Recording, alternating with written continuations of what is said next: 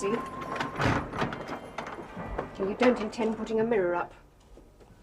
Well, you don't, do you? Looking at you, I can understand why. I haven't changed it. It's slimy and disgusting. This is the stuff they used to take nits out of your hair. What do you think I am? Oh, Frank. Every day's an age without you. We're so close, you've no idea. My Frank. Always. Frank. The play you're seeing is based on the trial of a murder case and treats the facts of violent death as frankly as they were treated in the original court. Details of the trial have been condensed from contemporary sources, but scenes outside the courtroom are a mixture of fact and conjecture. Hogg, Frank Hogg, a name to summon up the monumental, all-consuming, deadly passion of Mary Eleanor Pearcey. Yes. Hard bed, gaunt table, stool, a plate, a mug, a Bible. It's December 1890. Mary Eleanor is on trial for murder at the age of 24. I knew him long before she poked her nose in. The body of a young woman had been discovered on the edge of a Hampstead building site one cold Friday evening. Well, he never belonged to her. Not really. The woman lay strangely twisted, her head savagely battered, bent grotesquely. Not surprisingly, it was all but severed from the body. Gouts of blood had congealed over the dead woman's face and clothes, right down to her shoes. I had more right to him. He understands. After what you did. After what you did to them. Yes, go on. You've got me burning already, haven't you? Well, you better be careful what you say. Slattern. Mary Eleanor watched the whole of her trial in silence. The law at the time forbade her giving evidence on her own account, but she never wavered in her plea of not guilty. The discovery of the body, so frenziedly butchered, was headlined in the papers the following morning, a Saturday, but the police had been unable to identify the woman. She was wearing an imitation Astrakhan jacket, black cashmere dress, and underclothes with the initials PH picked out in red cotton. Frank Hogg's sister, Clara, read the newspaper report with mounting dread. Yes, your brother's wife, Phoebe, having left home at 3 o'clock on the Friday afternoon. I waved her off. You, your brother, and Mrs. Hogg, the deceased, were all living together in the same lodging house at 141 Prince of Wales Road, Kentish Town. And our mother, yes. And your mother. Well, why not? We all got on ever so well together. Yes, just waved them off. Them? Phoebe and the baby. Oh, I see, yes. In the perambulator. She was wearing a brown pelisse and a little beaver bonnet on, tied with a blue ribbon. Thought the world of her, Frank and Phoebe did. Did Mrs. Hogg say where she was going? Well, naturally enough, I thought it was Rickmansworth. Why Rickmansworth? Well, her father lived out there. He'd been taken ill a week, and real bad he was. Well, when Phoebe didn't come home on the Friday, we weren't specially worried, thinking she'd stop the night. We? Frank and me. Oh, yes, I see. Please go on, Miss Hogg. Well, early Saturday morning, Frank goes over to Rickmansworth and finds Phoebe hadn't been there at all. When he came back, I showed him the newspaper. What? That's when he asked me to go over to Mary Eleanor's. Well, see if Phoebe had been there. The prisoner, Mrs. Pearcey, lived locally. A few minutes away. She had the first floor rooms of a house in Priory Street. And she was a friend of the family. We've been familiar a long time. Yes. Oh, go on, Miss Hogg. Well, Mary Eleanor starts off saying she hadn't seen Phoebe at all the day before. Well, it was the way she said it, not looking at me straight. Well, I kept on at her. Had she seen her? Had Phoebe been visiting? And then she admitted it. Admitted what? Well, as you pressed me, she says, Phoebe did come over unexpected last evening. Asked if I could mind baby for a while. Oh, I see. And then Phoebe's supposed to have asked her if she could borrow some money off of her. Well, I didn't believe that either. Why not? Oh, Phoebe never borrowed. Not so much as a halfpenny.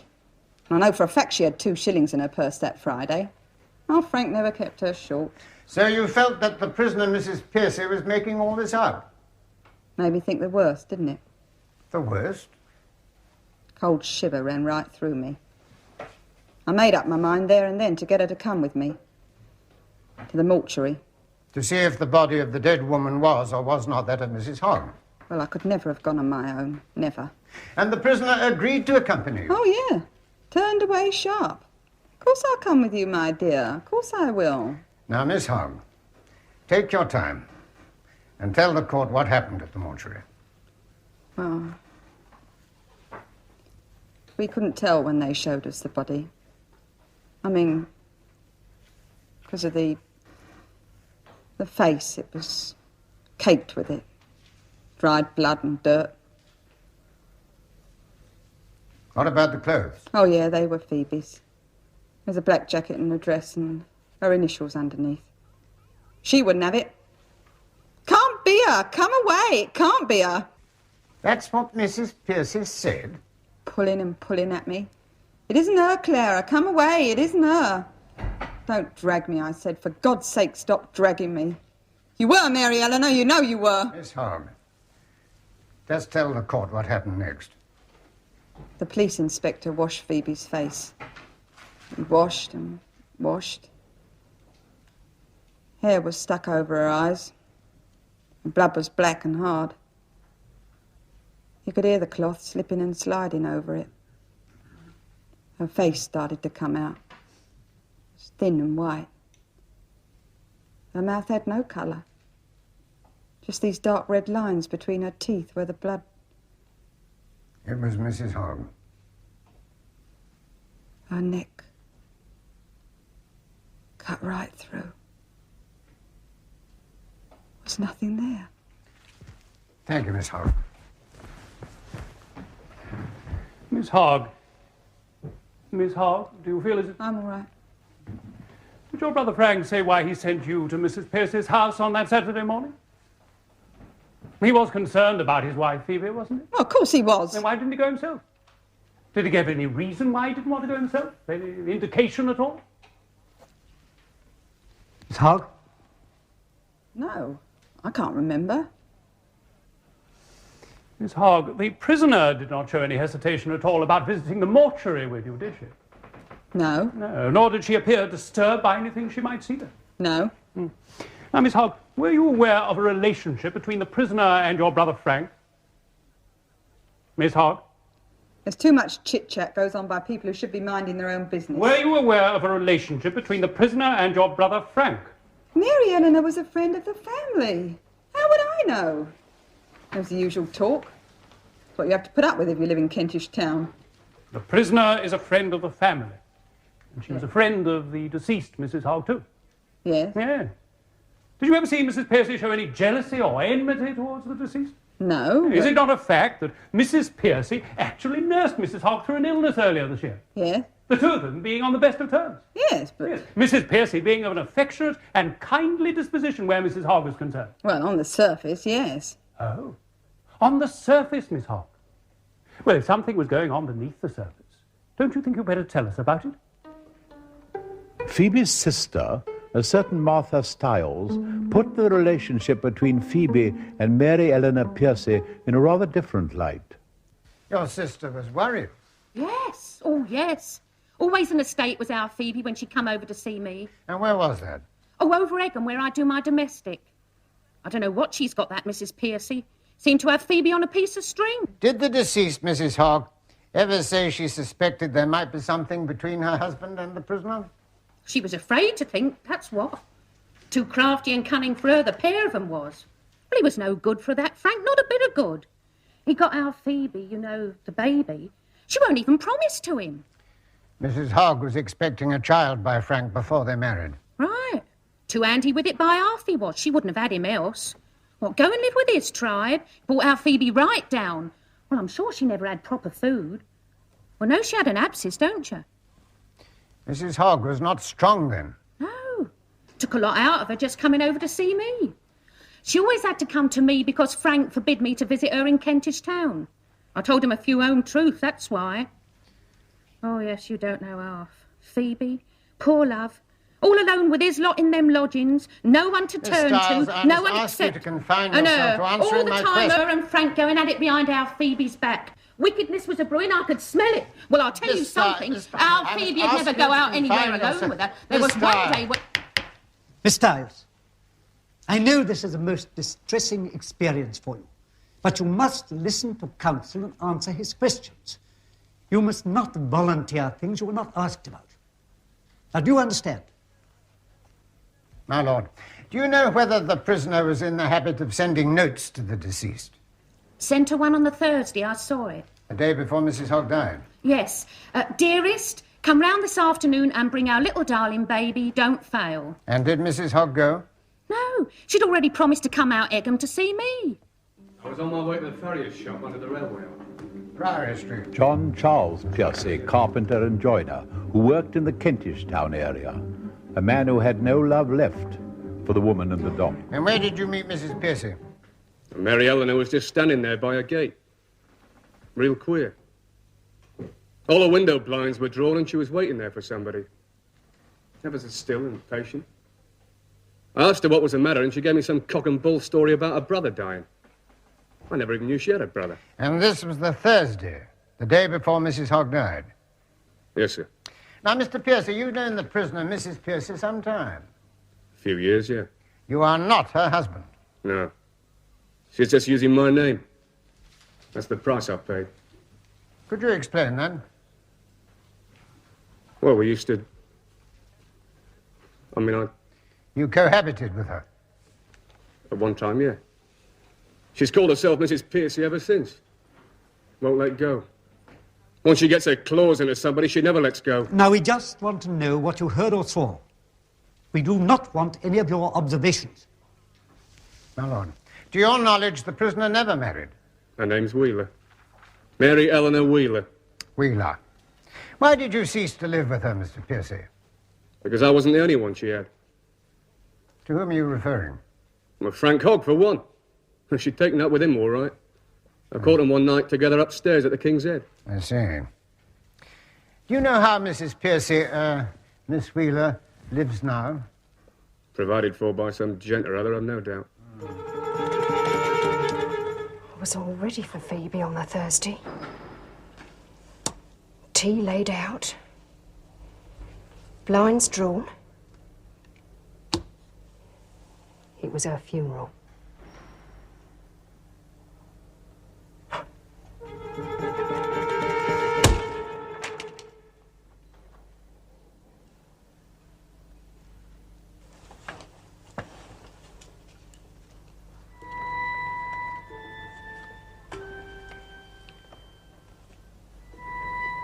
Frank and me had made up our minds. We'd made up our minds.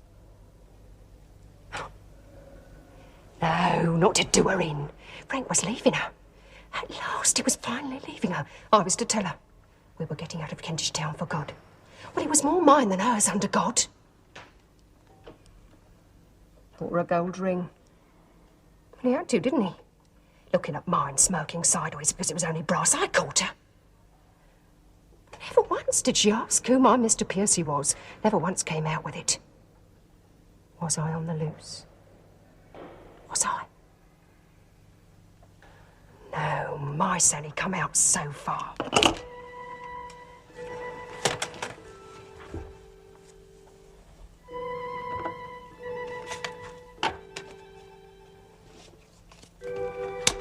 He'd come, my Frank.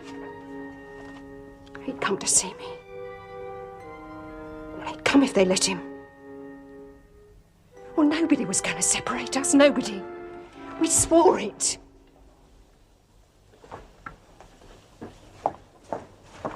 Tell her about the permit. Go on. You can't be so... You asked for a visiting permit. Send it to him. Mary Eleanor Pearcey and Phoebe Hogg did not meet on the Thursday. A local boy told the court how on Friday he delivered a note to Phoebe Hogg at her lodgings. And you say this lady approached you with a note? Number 141. Pull the bell 3 times and give it to Mrs. Frank Hogg. Now, are you sure it was Mrs. Frank Hogg? Mrs. Frank Hogg, and here's a penny fare. Honest, that's gospel. There ain't no more. Billy was unshakable. That same day at 3 o'clock in the afternoon, Phoebe Hogg waved her goodbyes to Clara as she left Prince of Wales Road with her baby daughter in the perambulator. This was seen standing empty in Mrs. Pearcey's hallway in the late afternoon, but had disappeared during the evening. Witnesses now pieced together an awesome journey across London by the prisoner after dark. Mrs. Pearcey, bent almost double over the white china handle of a loaded, covered perambulator, pushed tirelessly towards Hampstead. Not the usual well-gloved and ladylike Mrs. Pearcey everyone knew, but a sad, dishevelled figure, eyes hunting to and fro amid the evening crowds. Neighbours told of noises throughout the night from Mrs. Pearcey's rooms, people moving about, the shifting of furniture, cleaning and scrubbing. He was crazy about cards. Frank? Father. Cards, that's my abiding memory of him. Hands big and thick on the parlour table playing cards. I must have been 13 or 14. 8 of spades? Oh, you don't know. You don't know he's here in the air, Father. Never leaves my side, not now. You've got your father in your girl. Mother always said it. Especially when I was up to something. He was hanged. That isn't funny, Mary Eleanor. Mary was a little lamb. Her skin was white as snow. And everywhere her father went was Mary sure to go. Anything else for you, Mrs. Pearcey? Can I do anything more for you, Mrs. Pearcey? After all, you're the one who's going to be. Sign the visiting permit, Wheeler. What do you know, fish eyes? Respectable. I'm a respectable Mary Eleanor! It's her! Who does she think she's looking at? Some common street trollop? Oh, she's missed out on it. What a shame. He's wanting. Desperate, wondering if he's coming. Wanting and wondering. Squirming inside. Legs itching so you can't keep still. And then the key in the lock. He's here. His stomach stops racing. He's here and you know he shouldn't be. And it's 6 big gins down at the King's Head. It's walking on air, taken away on wings. Oh, Frank. Kept tart. Come on now. Come on. So I must write him a letter. He loves my little notes. They do, men, don't they? Like us to want them. Torment us. He'll see when he comes. He'll understand. He's tender as an angel. You've no idea.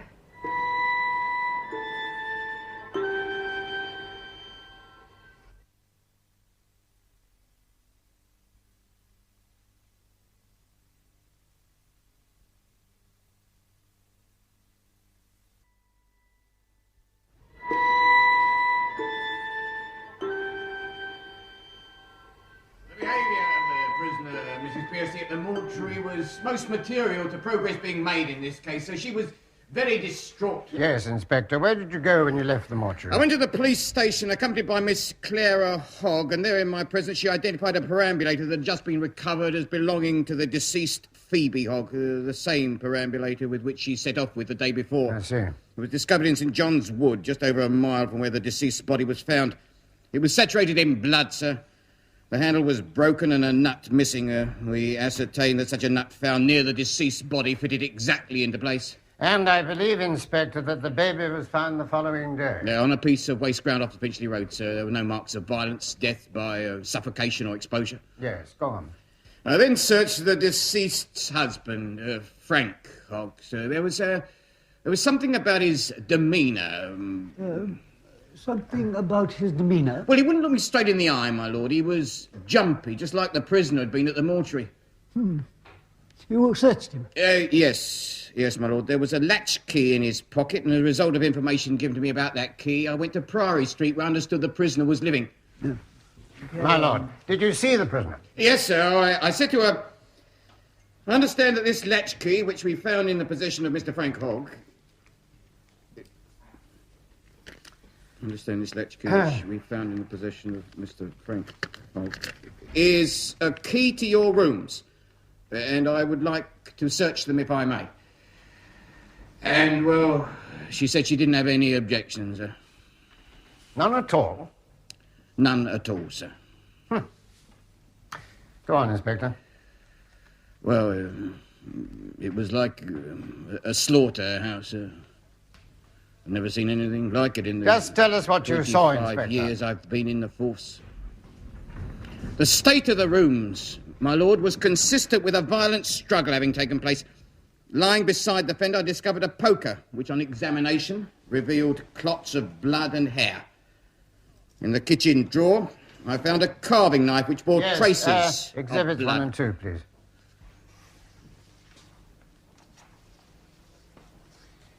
Is that the knife and poker? Yes, sir, those are the ones. Go on. In a bath in the washhouse, I found a rug and a set of curtains. The rug was saturated with paraffin, but traces of blood were clearly visible. In the dustbin, I found a button in Yes, Exhibit 3, please. Is that the button, Inspector? Yes, sir, that's it. Go on. Embossed with a classical figure playing a lyra. It corresponds with those on the jacket of the deceased, one of which was missing from the sleeve. Inspector, where was the prisoner when you and your officers were searching her rooms? Sitting at the piano in the parlour, sir.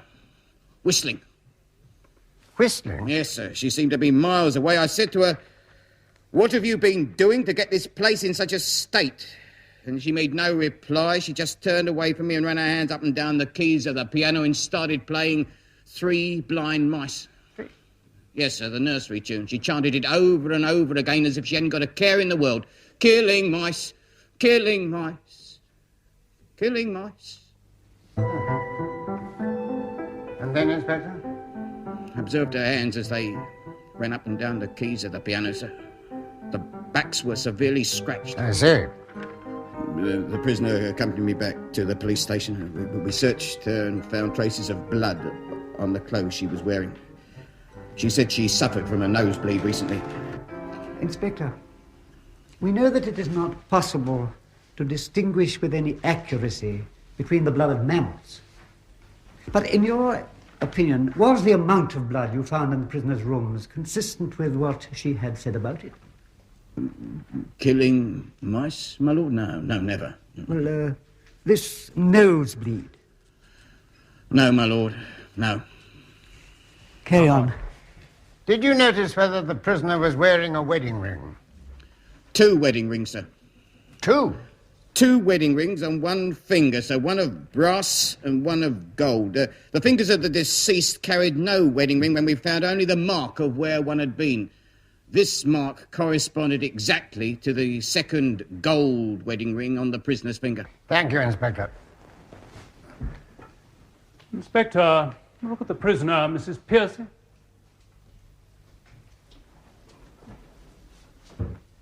Sir? Just look at her. Sir? The amount of force required to inflict such terrible injuries on the dead woman would have been enormous. Sir? In completely severing the vertebrae, for instance. Sir? Do you think it likely that a woman of Mrs. Pearcey's slight stature could have carried out such an act unassisted? Well? Inspector? I frankly think not, sir. Thank you. And this alleged perambulator expedition across London, wouldn't that have required enormous strength? There is no evidence to connect anyone else with this crime, sir. Enormous strength, Inspector. Yes, sir. The case for the prosecution assumes, does it not, that the deceased, a fully grown woman, would have fitted physically inside the perambulator and her body disguised. Her child, too. Well, we made sure of that, sir. Did you? Yes, sir. I myself got into the perambulator. It proved quite possible to cover me up and wheel me about, and it would have been even simpler in the case of the deceased because her head, practically severed as it was, would have doubled right back. Hildegard felt so helpless.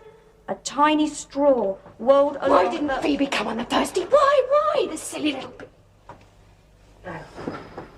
I'm glad she didn't. Drawn blinds. I can't be nasty like that to anybody. It's not my nature. No. I'll do it on the Friday. I'll tell her about you and me, Frank. Over tea, nicely as I could. Did he truly understand the secret yearning of her heart? Lady Hildegard watched as the gardeners brought in fat red apples by the bushel. She had to go on about you the moment she set foot through the door. How she'd had it all out with you the night before. How you were staying on with her. Well, that's why she agreed to come, make sure I knew. I blackmailed you with that baby. Trying to read to you? I'm not supposed to be reading this, you know. She could report us. She thought of her own barren life, dry as the dust of summer. Was it a child she wanted? A male child? I'll just go round the corner and buy a nice new loaf, says Phoebe. I won't be 5 minutes. Phoebe and her precious fresh bread leaving that baby like that. Would you rather finish your letter? Used to sleep in a cot I kept specially. My son has got to mind her if Phoebe went off visiting somewhere. Wouldn't have done to let Frank know. Eyes wide as sapphires staring up at me. The image of Frank's, when he'd be lying there waiting for me if I was late home. Autumn would... Frank's eyes and her face.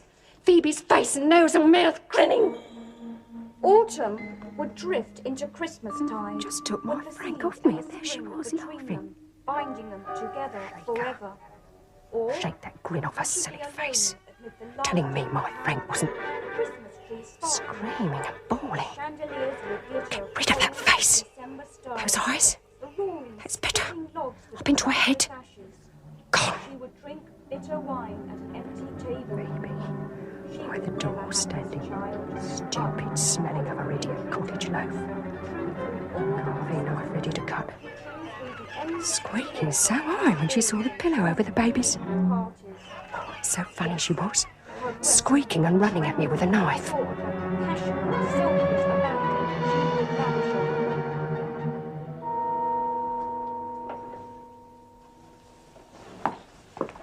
Are you listening to me, dreamer? It was a mouse, that's all. Nothing. Nothing, really. Phoebe had nothing. Nothing except my Frank. And she wouldn't have had him if it wasn't for that poor little soul. Oh, Frank, you shouldn't have been so soft. I'll tell him when he comes. We'd been run away now like a romance. He'll have a gold ring, he said.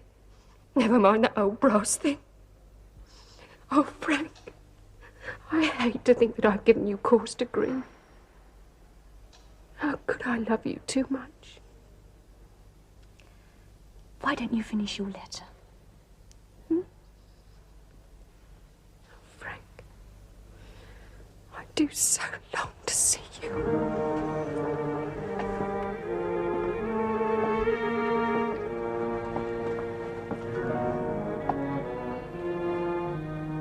You must be strong, Frank. A man should be stronger than a woman. So you arrived home that Friday evening about 9 o'clock, after a day's work furniture removing. Yes. You must have been tired. Yes. Your wife, Phoebe, was not at home. No, she'd left me a note. My supper was in the saucepan. Mutton broth and potatoes. Oh. We agreed if her father got worse, she'd go and visit him. That's where I thought she'd... Well, go on. Well, I hadn't much else to do, so I... Hogg, speak clearly and answer counsel. I want to know your part in this whole sorry affair. You hear me, Hogg? Yes, sir, your lord. Well, come on, then. I went downstairs to speak to my mother, and then I went around to... You visited the prisoners at Mrs. Pearcey's house? Yes, sir. At what time was this? It's just after 10, sir. Just after 10 o'clock that evening? Yes, sir. And why did you visit Mrs. Pearcey at such a late hour? We had better ask the question, had we not? Well, I hadn't called to see her for some days, and Opportunity alleviating your fatigue with remarkable swiftness. Go on, Hogg. I let myself in. Mary Eleanor had given me a key. I went into the back parlour as usual? As usual. She wasn't there, just a lamp burning next to the curtain. Well, you went straight into this room and no other? Yes. Was this the prisoner's living room? No, she used it as a bedroom. Oh. Was everything as it should be in this bedroom? How do you mean? Well, did it appear as it always had? Nothing out of place or broken? No leading, my lord. Yes, Mr. Fulton. My lord. The prisoner had left a solitary light burning. Well, it was arranged. If she left a small lamp, she wouldn't be back till late. So what did you do? I found an old envelope on the mantelpiece and I wrote Mary Eleanor a message on it. 10:20, cannot stop.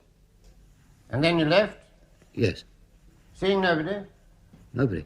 And you went straight home to 141 Prince of Wales Road? Yes, sir. Well, Phoebe might have been coming back in a minute. Phoebe was never that late back, what with the baby and all. I lay on my bed in my clothes. I don't know how long. Well, it's not that safe that time of night round Kentish Town. Anything could have happened to them. Anything. Mr. Hogg, did you and your wife, Phoebe, ever quarrel about her meeting Mrs. Pearcey? Well, they were friends. There's no reason why they shouldn't meet. No reason at all. Apart from your relationship with the prisoner. You didn't want them to meet because your wife might have found out the truth about you and Mrs. Pearcey. Well? I never knew they had been visiting each other. Not recently. No, Mr. Hogg. Your wife was expecting a child when you married? Yes. You had no objection to marrying? No. You're sure? Yes. But you already knew Mrs. Pearcey, did you not? Yes. You were on intimate terms with her at this time? No. You are under oath, Mr. Hogg. Well, it depends what you mean by... I would have thought it was patently obvious for a man of your experience. My lord, as you are aware, I hold a watching brief in this case for the Hogg family. May I, with respect, ask your lordship and learned counsel to bear in mind that Mr. Hogg has lost both his wife and child in this awful business. This innocent man has already received injuries outside this court at the hands of an ill-informed mob of persons. He has suffered grievously. We are obliged to you, Mr. Gray. But may I ask you to bear in mind that a watching brief does not give you locus standi to address this court. I don't envy you your watching brief. Mr. Hogg, I put it to you that you were on intimate terms with Mrs. Pearcey at the time you married the deceased, your wife. I might have kissed her in friendship. Did you tell the prisoner you loved her? Yes. She wrote you several letters, did she not? Yes. Yes. There are some passages I would like to read, my lord. By all means. See, Frank, I know now. When Phoebe sat at my table, she lied when she said that you were both going to stay forever with a little baby. You promised her, Frank. Promised her till death you'd never leave her, not for anything. I think she knew, Frank. I think she guessed about us. She was lying, wasn't she, Frank? No, darling. Oh, you always was deep. You'd only said it to keep her quiet till we slipped off. And I go. But it was all for you. All for you. Oh, my poor darling. The agonies I've caused you. And how they piled it on in the court. The time's so long, but the day's so short. Every minute's an hour waiting for you. You will come soon, darling Frank. You will. I would see you married 50 times over. Yes, I could bear that far better than parting with you forever.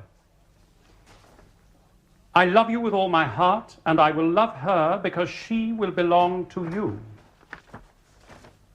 How can I prove to you that I do love you very dearly? If there is anything I can do to prove it, I promise you it shall be done. You have more power over me than anyone on earth. Mr. Hogg, do you mean to say that at the time of that letter there was no intimacy between you and Mrs. Pearcey? No. You never held out any prospect of marriage to her? No. Mrs. Pearcey never wanted you to marry her, did she? No. No, indeed. Mrs. Pearcey accepted her place as your mistress, did she not? I will love her because she will belong to you. Which brings us to you, Mr. Hogg. You who had more power over the prisoner than anyone on earth. Did you ever plan to leave your wife for her? No, I did. On your oath, Mr. Hogg, did you ever contemplate a course of action whereby you might become free? No. Not, shall we say, running away with Mrs. Pearcey? No. Your wife forced you to marry her, didn't she, Mr. Hogg? You quarrelled with her and with her family. She came to represent everything that stood between you and your slice of forbidden fruit. No. You see, Mr. Hogg, I cannot accept that Mrs. Pearcey should be sitting up there to answer for a crime My that lord, you... I object most strongly to this attempt to implicate the witness. The facts of the case show Mr. that Brain, Mr. if you Hogg... cannot keep quiet, you will have to leave this court. Mr. Hutton, you may continue. My lord, when you returned from the prisoner's empty house on that Friday evening, you say you lay on your bed fully dressed.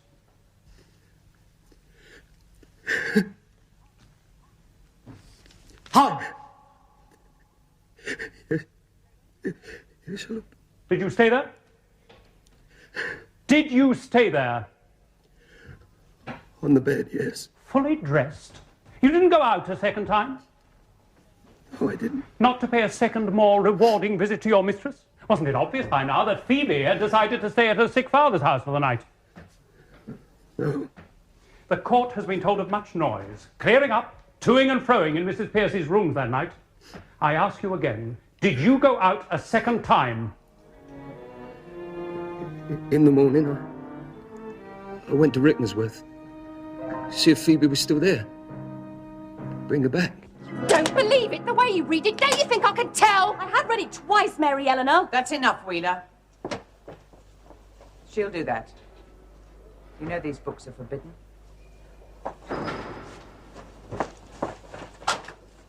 For goodness sake, leave her alone. Rules are rules. I've told you Don't before. you won't be any more trouble to anybody or break any more rules.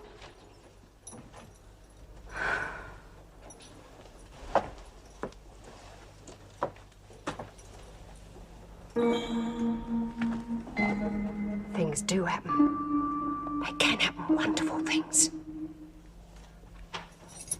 I could give her one in the eye. Somebody quite near with a face like a cowpat. Mary Eleanor, shh. Married I am. Respectable. Oh, go on with you. All right, I know. It's another of your stories. Like father, you mean? Mary Eleanor, don't. If I let you into something, promise you won't tell anybody. Anybody. I'm not even going to tell my Frank. Go on, promise. Promise. God's honour. God's honour. Cross your heart and hope to die. Cross my heart and hope to die. You know what my name really is? Wheeler. Pascal. Mary Eleanor Pascal. Married lady. Oh, yes, I haven't always lived in Kentish Town. I used to reside in Piccadilly. Married there in chambers. Oh, yes. A Spanish gentleman with a lot of business here. Manuel Enrique Carlos Pascal. We was married on the quiet in the presence of his valet by a proper clergyman in purple and white with a crucifix. I was only 18. See? See? Mary Eleanor. I swore to keep it a secret. Didn't even tell my mother. It was promised back home, you see. But when he met me, in my satin cloak and pleats, didn't I cut a figure? Oh, yes. We was just made for each other. Said he'd never go back. But he did. He just disappeared one day. Never had a baby or anything. Only a money order sent through the post office. And then that... Oh, what men have brought me to. What men have brought me to.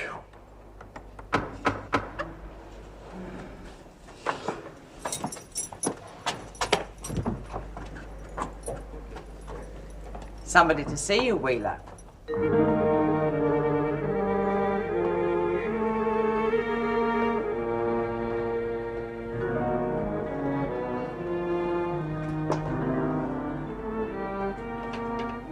Well, who else would it be?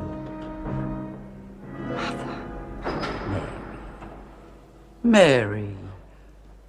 How are you then, dear?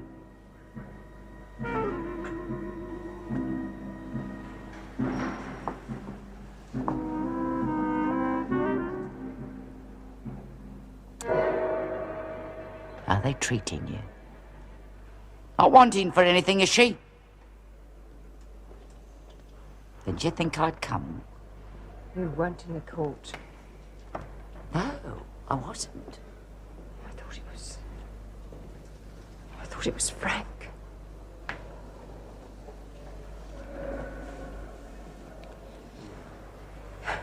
Is everybody at home, the family? Are they well? How did it happen, Mary Eleanor? How could it? Honest and truthful now. Don't fret now. For your own sake, dear, don't be afraid to tell me. Won't make any difference to the way I feel. Remember, I said from the first. Of course you would. I told the solicitor about your tantrums. No!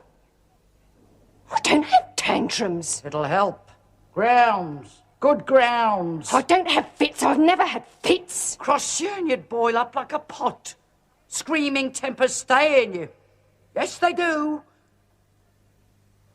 Never a bit of trouble in the family till this. Marked you out, God has. Like father. Yeah. Well, everything's over to the solicitor. Burned his clothes. I know. Sold his chair, threw away his tobacco tray and table, the one he loved playing cards on. I don't know why you couldn't have willed everything over to me. Australia. As if he'd go to Australia and leave us all. First all our likes. And that garnet brooch given you by goodness knows who. Solicitor says I can have them. I'll slap my face if I so much as mention my father's name. When I was 14. 14! And you knew everything, didn't you? Oh, you knew all about men. Well, you can't slap my face now. Never were up to much.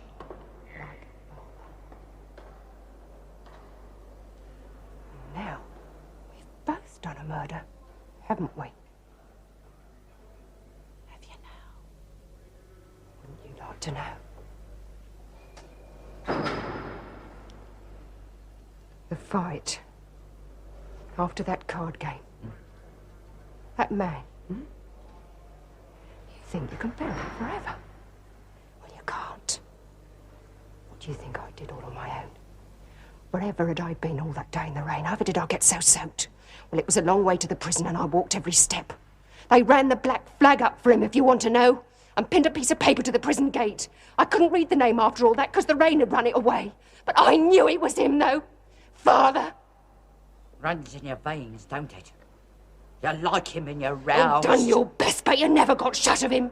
Lying in bed at night, I could hear him long after, tapping his pipe out in the fire gate, clearing his throat like he always did. Fed full of tubpenny halfpenny rubbish, you silly little fool. 2 peas in a pod you were. Never tried to improve himself. His cards, his drinking, his flare-ups, and then that fight. Shaming me.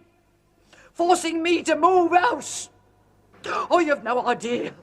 Me who's lived local all my life with all my friends around me. You never listened anymore. And now I'm going to have to do it all over again. Oh, not from that day to this. Not like my Frank. Well, he listens. You're worthless. Oh, when he comes, I'll tell him. Frank Hogg. You think he's coming in here to walk all over you? Oh, you want to ask forgiveness for anything you've done. Your father did that. Went and wrote to the widow the man he'd done in. Asked him to forgive us, his family. Pray for us, his family. Pray we be protected. Pray sin wouldn't be committed on us. Frank, understand. 5 minutes round here and you'd admit to pinching the crown jewels. He's nothing, you simple little nothing, like you. Weak as water. And you, look at you, fretting after him like a bitch in season. You think you can stop my Frank? I've attended to your precious Frank. You'll see. We had no defense witnesses. If we could establish even now that there was an accomplice, a man, perhaps. Remember what our Mr. Hutton was saying in court. Mary Eleanor, listen, please. Someone who knows what happened that night. Someone who helped you. Frank Hogg, he's getting away with... You leave Frank alone. I'm talking about a reprieve, but you've got to help. There must be facts we can lay before the Home Secretary. I've told you all I'm going to about Frank. What ascendancy has he over you, Mary Eleanor? What power?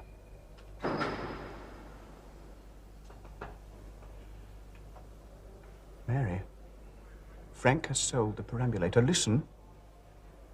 He sold it to Madame Tussauds for £50. Yes, Mary. That's where they're going to put you unless you tell me more. No! No, no, no, no, no! No! Mary, no! Leave him. Go. Leave him. Come on. No! Wait. Your letter to Frank, returned unopened. Your mother paid him a visit. Now, tell me about Frank Hogg.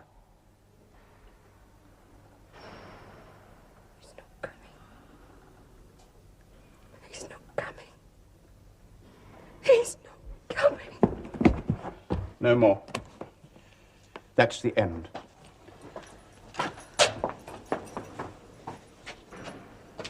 Wait. There is something. Pen and paper.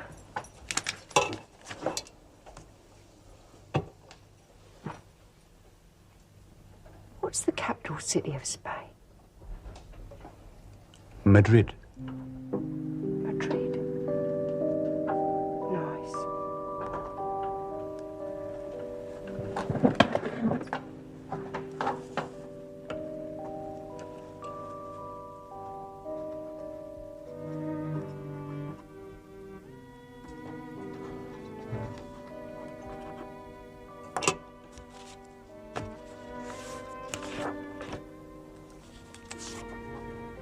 Put this in the newspapers there. Afterwards. Madrid. The personal columns. MECP. Last wish of MEW. Have not betrayed.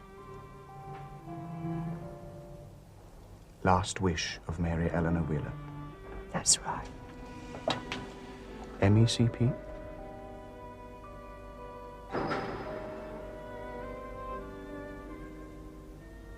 I do not betray anybody. All for you. All for you. All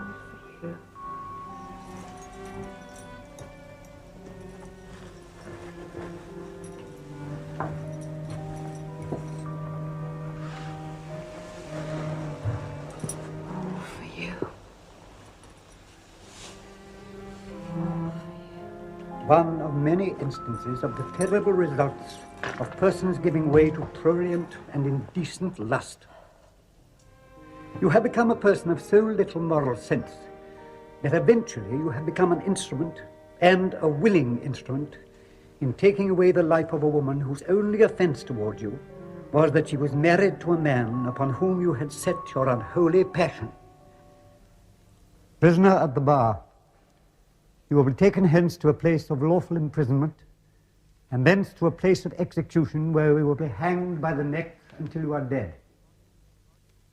Your body will be buried within the precincts of the prison from which you are taken, and may the Lord have mercy on your soul. Mary Eleanor Pearcey left a letter absolving Frank Hogg of any complicity in the murder of his wife and baby daughter. Mary herself, however, never admitted to the crime. Whatever else she knew, whatever else might have happened on that grim Victorian evening, went with her to the grave.